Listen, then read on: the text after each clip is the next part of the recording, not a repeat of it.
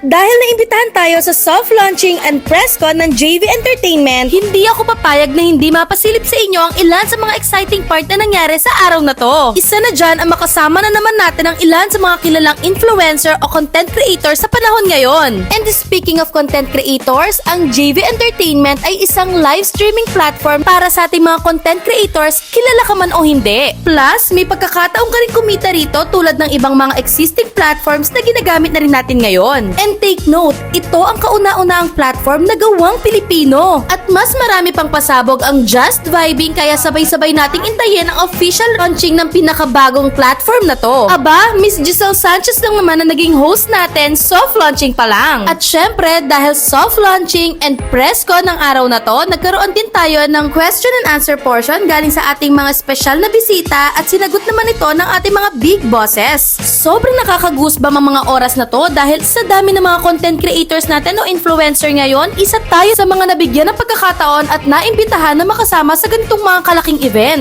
Kaya dahil dyan, ginrab na natin ang opportunity para ilabas at ipakita ang ating hidden talent. Wala man nagalingan sa akin, pero masaya ako na nakita ko na pasaya ko ang mga tao sa event na to. At syempre, hindi mawawala na magpakita ng kakulitan din to si Miss Giselle Sanchez. Hanggang dito na lang muna for now. Magkita-kita ulit tayo sa mga susunod at future event na mga aatenan natin.